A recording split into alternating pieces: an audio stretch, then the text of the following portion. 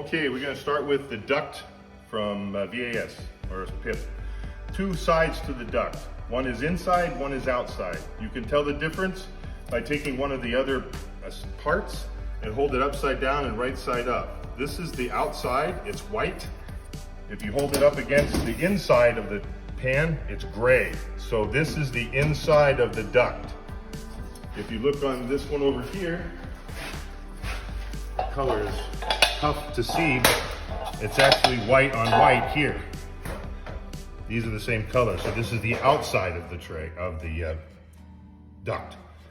And we'll start to make the bends based on this. So we can clean off this stuff. When you make the bends, we want to be on a flat surface. We start working our bends together. Roll it this way. Make sure it's all bent 90 degrees. Actually, it's easier to do this way.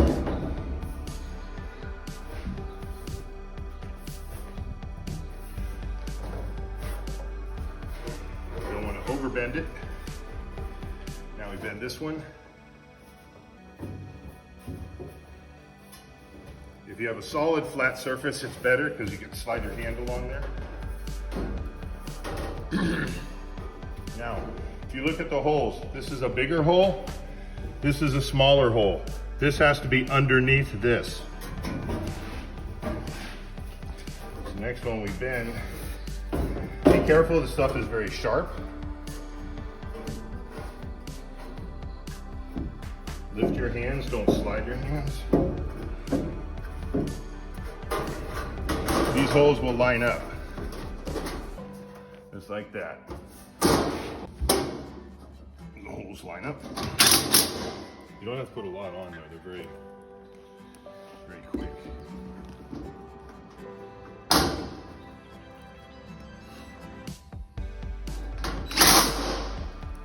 Do the two outsides, then the middles will be real close.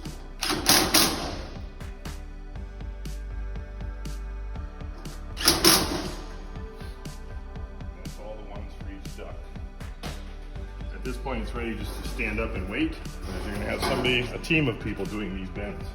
I just want to make sure you turn that around a few times.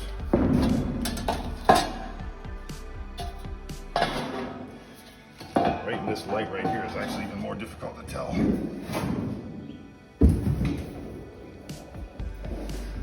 That looks great. Yeah. The difference right there. That's noticeable. So that's the inside. That's what we want to have. Okay, now we're going to explain how to install the plenum on the VAS system. This is a vertical airflow system. In case anybody want to know what VAF stands for. Vertical air. So when the system comes out of the box, it'll be like this. The factory almost always installs the adjustable shim plate to one side. The reason this is usually on this right side of the carriage is because in most cases your drains are in the back of the carriage on the right side. So you want to have room so that your ducting doesn't come along and block off your drains coming down from your pans. So you want to have this wide area on the right side of the carriage if the drains are draining on the right side of the carriage. Now, the only time this will be changed is if the drains are on the left side of the carriage, in which case you'll have to take this plate off and switch it to the other side. This will offset the plenum to the right side and give you room for the drains there. The other time you'll need to switch this is if you're doing multiple levels or up high. Instead of having your fan up above the system and hitting stuff in the ceiling, you're going to want to turn the plenum over. When you do that, you're going to need to switch this plate from that side to this side in order to push the plenum back over to give you room for your drains. Okay? So when we go to put the plenum on, we're going to mount it in such a way in the holes so that the ducts sit about 1 inch below the beams. So if you shoot that from inside here, it's right around here is about where we're going to want to have that plenum hit, because we want to make sure our hangers can go up around here and hang the duct and come up around this duct here. So this is about where we're going to mount it. So I'm gonna look where I am here, mark my holes. Okay, so if you look at this hole lines up about the bottom beam location, the bottom finger. That'll give you an indication of where to mount that. Okay, so I'm gonna get my bolts ready and we'll get that put on. Can't make it so that it goes all the way through. I'm gonna put this on and we'll check to make sure. I usually have to do one to make sure I have it ready. Okay, I'm going to point out you can check this to make sure you have your plenum at the right height. What we want to have is make sure the top of the plenum is coming out just underneath your C-folds so that our hangers will work holding the duct up as they come out of the plenum. So that way you can check to make sure that's pretty close. So if you pick up your duct, we're going to get ready to put these together. You want to make sure that these are square. When you put them together, they're going to be racked a little bit. So you can rack them a little bit that way. If you look over here how this is skewed this way, we want to make sure we rack that back so it's as square as we can get it. Okay, that'll work. When you put these ducts in, we're going to insert this onto the tongue from the plenum. We want to make sure our holes are pointing down to the plants. Okay, I want to point out a difference in the ducts. So they look the same, but there actually is a direction to these. The ducts on themselves have one side of the duct is narrower, the other side is a little bit bigger, so there's a front and a back to these ducts. If you look at the ducts themselves, they're almost identical except for the bottom or the top. You have 3 holes.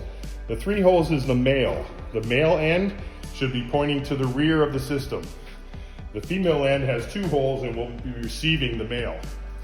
The other thing I wanted to point out, if you look up here, I did not tighten the plenum yet because I wanted to show you the difference. The plenum is hanging at the bottom of the slots on the mounts. See how it's crooked here? It's high up here and a big gap here. So the ducting is sitting at an angle. So we want to push that plenum up so it's tight to this or as close to this as we can get at the bottom of the mount screws.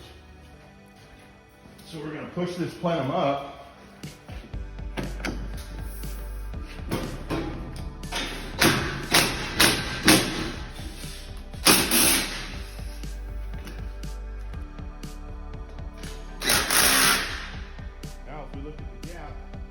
Gap here is very consistent between this and the C-fold. The duct and the C-fold is very straight. The holes and everything should line up now. So now that we have our plenum in the right place and we have one of our ducts on, we checked it, we know it's hanging level. So now we're going to go to hang the second duct on the coming out of the other hole in the plenum. Once again, we're going to make sure that our male is facing to the rear. Make sure that our holes are down. We're going to pick it up. I always start with the corner against the beam first.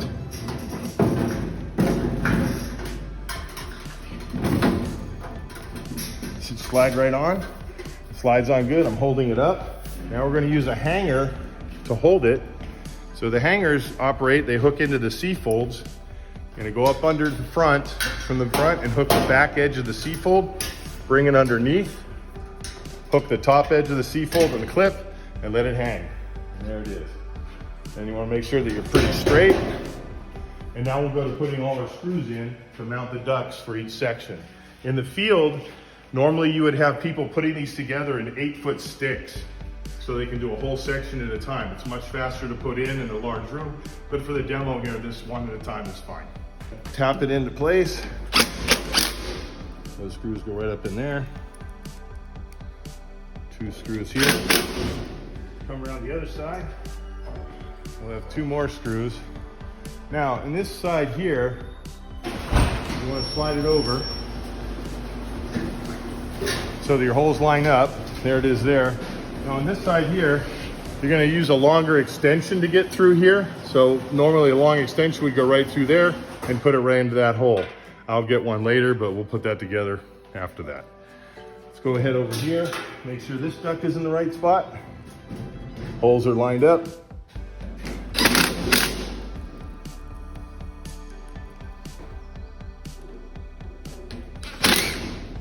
Okay, now that we have our first 2 sections of duct up, normally we would, as we go on, we would add more ducts, but for demo purposes, we want to show you what happens at the other end of this run. Each successive duct piece will be sliding over top of the next one with a wire hanger. Again, holes down, and again, 3 holes in the bottom are the male, they face the rear, and you just keep adding ducts at each section as you go. When you get to the end, there's a cap. Cap goes over the end of the ducts. You gotta do it, pull it over each end, squeeze it in a little bit, pull it in. Holes will go up into these holes here, hold the cap screws on. That terminates the back of the airflow. So now we have a stop, so the air has to come out the holes in the bottom. The other thing we're using is these diverters. What we wanna do is put these little plastic diverters in the first 3 runs.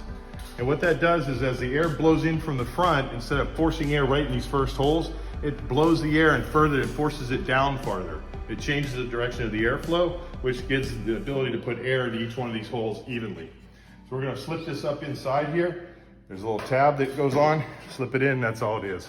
And what it does, the first 3 sets of holes on each section in the front will help move the air down the ducts as you go. It only goes on the first 3 holes of each section of duct. And that airflow system is ready to go in the front part, or in the back part. And now we'll show you how to mount the motor and the fan motor on top. Okay, I just wanted to point out one thing on the hangers, so you don't run out of hangers when you're mounting these things. We want to make sure that each of the ducts have at least 2 contact points that they're being held up. In this first section, we're held up by the plenum and this first hanger. The next section that would go on here is going to be held up by this hanger, and then we're going to put another hanger on this end to hold up the duct. So each set of ducts should have at least a minimum of 1 hanger per duct. You don't need more than 2 unless you're seeing a sag or something. This little part here that comes with your plenum is a little valve or a section to put in a insert for CO2 if you want to bring CO2 to mix in with the oxygen going to your plants. So you're just going to insert it up in the hole here, threads into here, and then there's a little cap screw goes on the other end. Just reach up inside. If I was tall enough, I'd put that in. Okay, these little screws here, little thumb screws, are to hold your filter cap on your plenum, just so you don't throw them away. They basically go up in these holes here. And they're really tiny, so be gentle. There's a little washer that goes on.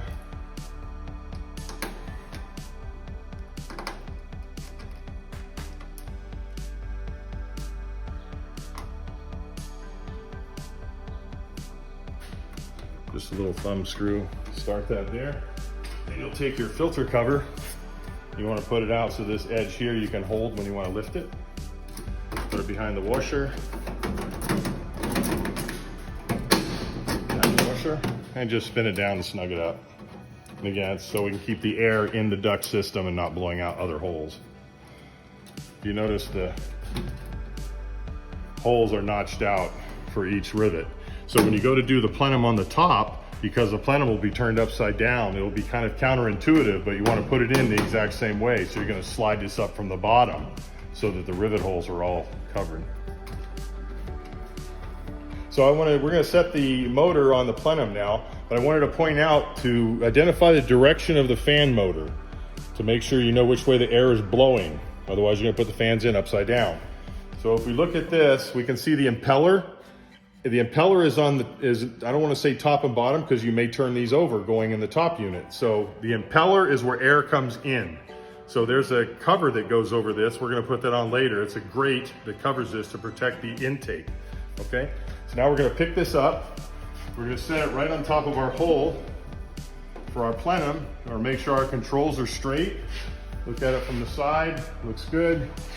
Turn it this way a little bit. Looks good, and we're going to put some screws in there.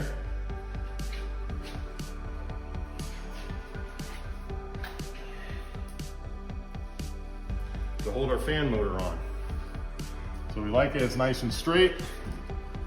They just go into the plastic sleeve.